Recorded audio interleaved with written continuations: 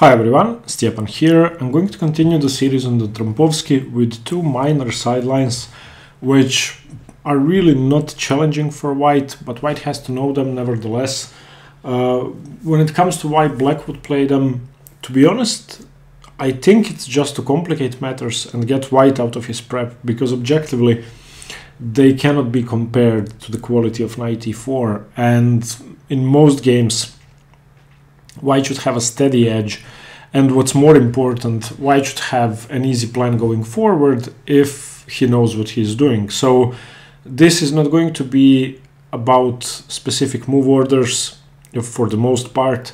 It's going to be about learning the two plans I'm going to show you and employing them. I mean, the specific move order is going to be important. Rarely it's important that you know what you're doing. And as for black, I mean, you're going to see the positions, but I'm not sure what black should be playing for and what the justification is for such a compromise. Okay, we are talking about the moves g6 and d6. The reason why I've decided to put them in one video is because they transpose. So I'll show you how. If black starts with, for example, let's have a look at the position with d6. The idea behind d6 is to be able to support the knight with the knight from b8, and in this position I'm only going to be recommending bishop takes f6.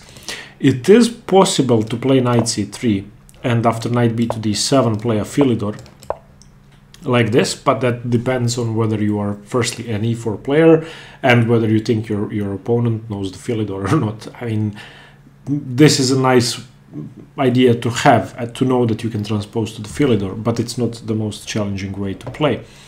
The most challenging way to play is to simply take, and now there are two options. Taking with the g-pawn is really not good. I'm going to show that briefly at the end of the video. So most people take with the e-pawn, and now after pawn to e3 we don't have a bishop on c1 anymore, so this is safe. Black plays pawn to g6 and the two positions have transposed. So if black starts with g6, as soon as he plays d6, the positions have transposed. If black starts with g6, as soon as he... Did I say that? Okay, anyway, when both moves are played, it's going to be a transposition. Okay, so this has gone out of fashion. It has been played during the 80s, mostly when people have just started to play the Trompowsky. It's still used from time to time, but it's really not a popular idea. And basically one of the plans for black is to put the bishop on g7 and to strike at the center with c5. Now that gives you a sort of Grunfeld position without the e-pawn, which is, in my opinion, not an improvement. It does, however, give black the option to play f5 and prevent e4. But the problem is that white doesn't have to allow c5 to be dangerous, and if you play c4 very early on, then c5 does break your center, as we are going to see. If you don't play c4, if you develop sensibly first, then c5 can simply be ignored with either knight c3, recapturing with the e-pawn, or simply c3, reinforcing your center, and your bishop is outside of the pawn chain. Black has a structural weakness. There are really no issues in this position for white. So let's have a look at what I'm talking about. So let's say g6 is played. This is the more common of the two moves. G6 has been played about 1,000 times. D6 has been played about 300 times. So g6. And now again, you don't want to leave this knight here. The idea of the Trompowsky is to go for an early trade of bishop for knight, double black's f-pawns, so you should oblige. Bishop takes f6, e takes f6. Now, it's possible to play c4 straight away, and it's not a bad move. With this move, you sort of take on more of a responsibility in the position, and you also head for a quick initiative. I'm going to show that to you quickly, but I wouldn't recommend the move c4. So after c4, black plays bishop g7, white plays knight c3, black castles, white plays pawn to g3, and black plays f5, opening up this bishop, making it harder to play e4. However, bishop g2, d6, the two positions have now transposed, pawn to e3, and let's say knight to d7, knight g2 e2. Now, the reason why white plays knight g2 e2 is twofold. Firstly, you want this bishop to be open. Secondly, you want your knight to be able to come to f4. Black is going to be controlling the e4 square, or trying to control it. So let's say rook e8, queen d3, and c6, and now we have transposed to what would commonly happen if white starts with e3 instead of c4. However, after c4, I think it's possible for black to complicate matters with, for example, d6 and knight c3, and let's say bishop to g7, and let's say g3, and now starting to play for c5. Now, it's probably not good here because black has to castle first, but after, for example, bishop to g2, c5 could already be annoying, and now you're basically forced, if he trades off, you're forced to take with the pawn, your king is open, so playing pawn to c4 early on is not bad, and most probably it's going to transpose to the main lines, but I think there's a more precise move order, so let's go back. So regardless of d6 or g6, you are always going to be playing the same thing. And I'm going to show you one plan which I think is most effective, which is the main line. And I'm also going to show you two minor plans which involve a quick kingside attack. So bishop takes f6, e takes f6, and you don't play c4, you play pawn to e3. And what we want to do in this position is very simple. We play knight e2, g3, bishop to g2. If black breaks or tries to break the center with c5, we can play knight c3 or c3. If he doesn't, we can play c4. There is one key idea which I'm going to get to, and that's if a pawn is on d6 already and black hasn't committed his knight, we don't want to play c4. And the reason for that is I'm going to show you. Okay, just give me a few moves to get to that point. It's going to be easier to explain. So okay, bishop to g7, g3. I'm going to get to the attacking sidelines in a minute. I just want to show you the main plan. Black castles, white plays bishop to g2, black plays d6, white plays knight to e2, and black plays f5. It's also possible to play c6, but the two moves transpose. Now, in this position, c4 is a popular move. It's the second most popular move. Castles is best. I'm going to show you why, even though the engine doesn't give very different evaluations. I'm going to show you the difference. The reason why we play castles is to provoke the knight to come out to d7 and to get to f6. Once we play castles, black simply doesn't have a better move than knight d7. He has to play knight d7, knight f6. If we start with c4 instead of castles, and this knight is still on b8, then black can strike with c5, which is sort of Grunfeld-like idea in this opening. And we continue developing. And now I'm going to show you one way for black to grab the initiative and try to undermine your queenside structure after having destroyed your center. So black takes. You take with the knight, which is the principled way to take here, and knight c6. And now you can see that this knight is very annoying. You may be wondering, well, couldn't white just grab this pawn? Well, white could grab that pawn, and that's a common pitfall in positions like this when black has a great g7 bishop and white's king is still in the center. And watch what happens. If you take the knight, take the pawn, rook b8 attacking on b2. So for example, queen c2 defending the knight, defending the b2 pawn, and queen b6. And already white is in trouble. For example, knight d5, take the bishop, knight e7, of course, but queen takes b2, and black is much better here. Look at these pieces. Black has the bishop pair, the position is completely open, white's king is still on e1, so this is trouble. So this is the thematic position you're going to have, and this is, let's just get to this once again. So d4, knight f6, bishop g5, g6, we take, he takes, we play e3, bishop to g7, g3, normal, castles, bishop to g2, d6, knight to e2, we know what we want to do, f5. So not c4 before the knight has developed. That's the only move order trick I would like you to remember.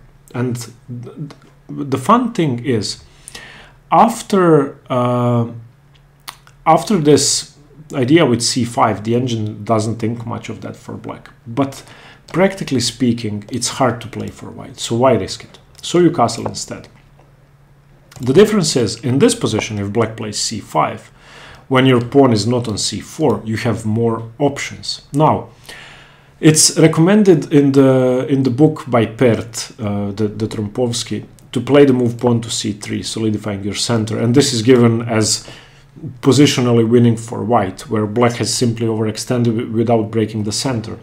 From a human perspective, that's correct. And Pert says, and now black will never be able to undermine the center. However, it's really hard to find a plan here. You could go for a3 and b4, and this is a plan that's recommended in the book. So, for example, knight c6 and knight d2, and for example, bishop d7, a3, queen c7, b4, and you try putting pressure on the queen side. That's possible. However, this doesn't give white such a big edge, and actually after c5, it's better to simply continue with knight to c3. This solidifies your structure, because if black takes, that's really no issue. It also gives you huge control over d5, and this should be very pleasant. So I think a better response is knight b to c3, and the engine actually prefers this. The engine also prefers c4 to c3, going for the trap. Okay. However, c5 has only been played once. Black is not going to play c5 because it makes no sense. I just wanted to mention that to show you the difference as to why we go for castles first. And this is now the thematic g6, d6 position. This is what you're going to have most of the time. So, in this position, black continues with knight d7. And after knight d7 has been played, we know that black cannot play knight c6 anymore. Now we play c4. And now the first plan I would like to show you for white is a simple queenside expansion, which is very crude and very effective. What you want to do is you want to play knight c3, queen d3, b4, a4, b5, c5, and just gain space. Make this bishop even more potent than it is. Get your stuff away from the glare of this bishop on g7, so play rook to b1, and just start pushing.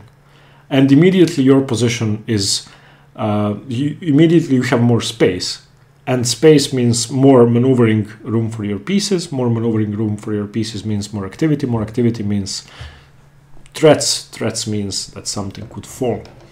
Black continues knight f6. We play knight bc3, and all the moves should already come in very logically to you. So queen to d3. Now c6 is played by black, and this is meant to blunt the bishop and to guard the d5. The move makes sense. However, before c6, our queenside attack had no targets. Now it has a clear target. So b4, we want to attack the c6 weakness. Queen e7, b5. Already the pawn is, well, under pressure, so black has to react.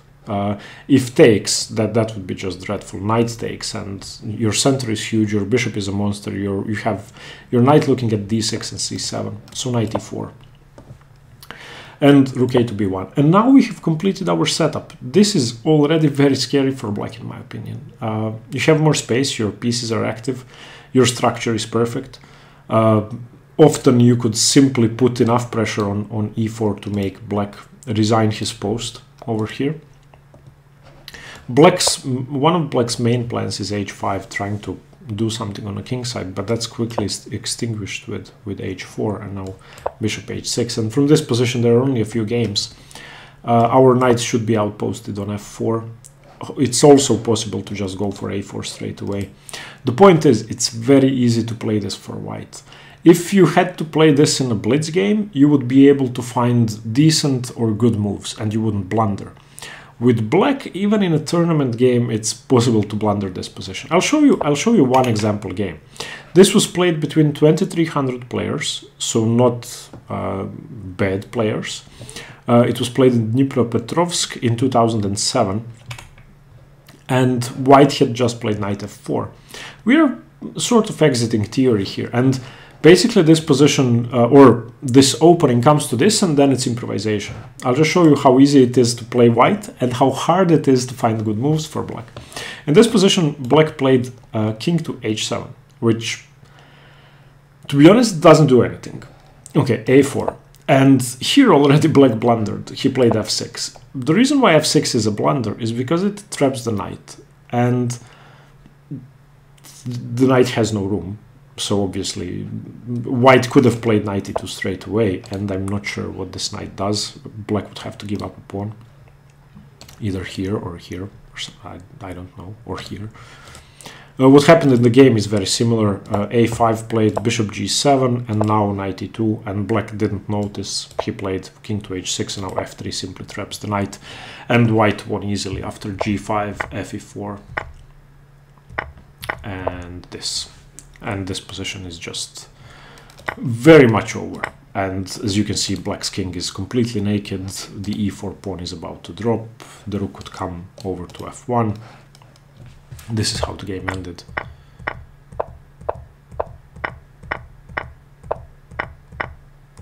Here. This was the last move of the game. Obviously, white is a million pawns up. So this is the thematic position which you can reach if black plays perfectly. So if black plays perfectly, you get this position.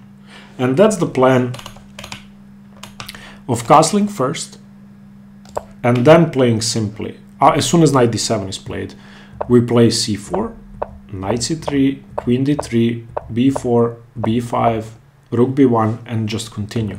Before that, what we want to do is e3, g3, bishop g2, knight e2, castles kingside. Very simple. So let's go from the start. g6 is played or d6 is played, doesn't matter. Let's look at it from a d6 move order. Okay, make main line. Bishop takes, e takes, e3, g6. Okay, and g3. We do the same thing. Bishop g7, bishop to g2, f5 played by black. Fine. Castles. Excuse me, knight e2, castles, and in this position we know what to do. We castle because it's move 8, and as soon as knight d7 is played, we play c4 and do the same thing. Now, one game played by Kasparov actually against Michael Adams. Michael Adams had the white pieces from this position. It was a rapid game played in London in 1993. Kasparov played f5. Now, it's possible not to play g6 straight away, but it's not possible not to play g6, because as soon as you play d6, this bishop obviously has no future, and this would be slightly loose, so it's better to play g6 eventually. And here's what happened. Adams played g3. Very normal. Now we have transposed c4. We know this position. Queen c2 played instead of queen d3 by Adams, which is fine. c6, b4. Otherwise, same position. The reason why queen d3 is better is because of this next move, bishop e6. Adams had to play queen d3, and so on and so on. Black played knight e4, knight f4, d5. Kasparov tried to be aggressive, but after cd, rook fc1, he gained control over the entire position. And obviously, this bishop is no good. This bishop doesn't really have a future. Instead of trading on f4, white is better on the c file. The knight has b5 if it's necessary, and Adams went on to win. Now, before I show you why g takes f6 is bad, I just want to show you two more plans. Okay, here. Now, there are two more ideas. We looked at g3 as the best move and knight e2 as one of the best moves, but it's possible to delay g3 and to play for h4 straight away. Excuse me. Okay, bishop g7. It's possible to play for h4 straight away. This was played by Hikaru Nakamura and other people. Judith Polgar, for example. Kasparov has played this. And the idea of this is you try to use the fact that black has fianchettoed. Now, this is a setup I wouldn't recommend for white because it wastes too much time. It's unlikely that the attack is going to succeed because black can play h5. And also, the setup with g3 is quite good. Okay. Also, instead of playing that, you can prepare it with knight e2. So it's also possible to start with knight e2 and then h4. Let's look at the Nakamura game. h5 played by Gennady Ginsberg, who was his opponent. This was a blitz game. Knight e2, d5, c4, dc4, knight f4. And now obviously it's very hard to play g5 because your king will lack protection. c5, d5, f5. Of course, now g5 is out of the question. Knight c3, b5, and Nakamura doesn't care, just g6, giving his knights great squares. And you didn't get a quick kingside attack because black stopped it. You did get a bit more space though, and it's a fun position. Castles, bishop e2, b4, knight b5, and white's pieces are just all over the place. This was a nice finish, and yeah, okay. So two moves from here, black resigned, obviously. There's too much pressure in the position. But yeah, that's also possible. So coming back to this position, it's possible not to go for g3, which is the best move. You can try knight e2, or you can try h4, or you can try the combination of the two. The idea is basically, if you don't go for g3 here and instead opt for h4 or knight e2, you are still going to have to put pressure on the queen side, so the plans are combined. The only difference is that you could catch black on the back foot. Now, let's have a brief look at the position where black starts with d6, you take, and he takes with the g-pawn. This is the only exception to everything we've been looking at so far. In the two books I've read on the Trompowsky, this is mentioned in one sentence, or in one paragraph this big.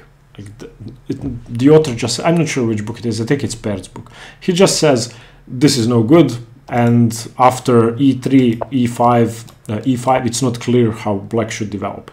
I mean, there's a bit more than that to this position. It's, of course, unnecessary to ruin your pawn structure like this to make your king unsafe, especially because the queen is coming in and the bishop is coming in and there's a lot of pressure. But it's not that easy to win. In this position, knight e2 has been played once, bishop d3 has been played once, c3 has been played, knight d2 has been played. Let's just say that c3 is a bad move. You don't need to solidify your center because you're not afraid of black taking. Also, black doesn't have to play e5, black can play c5. Those are, I think, the only two good moves. Against e5, I think knight c3 is very sensible. Again, you're not afraid of this. I had to analyze this position with the engine because it has never been played. The engine plays c6. I think it's to prevent an easy d5 or knight d5, and now queen h5 and going for an attack, bishop e6 and f4. And I understand why the engine does this. It has more space and the position seems fairly logical. But again, it doesn't give like +1 or +2 for white. It says white is slightly better. That being said, it's very hard to play with this. And if c5 is played instead of e5, then you could take, but that almost equalizes. Or you could play knight c3, which again is the principled way to play. If dc, queen a5, knight c3, queen c5 should be okay for black. The engine says this is equal. And if knight c3 and you allow cd4, ed4 and d5, if this pawn was on g6, for example, the position would be equal and probably slightly better for black, because this minority attack is not attacking a c3 pawn but a c3 knight. However, the pawn is on f6, so white should have an edge, and moves like queen h5 are possible, and f4, and obviously white has more space and the better position. So gf6 is really not a threat. These are the only two sensible moves. Against both, just continue knight c3, and the idea is queen h5, f4, and put pressure on the king. Okay, I hope this video was useful. We've covered the two sidelines. In the next videos, we are going to be looking at d5 and c5, which are much more serious. And apart from knight e4, which is the main move, I like these two moves the most. Okay, thank you very much for watching. If you have any questions, leave them below and stay tuned for more chess. Bye bye.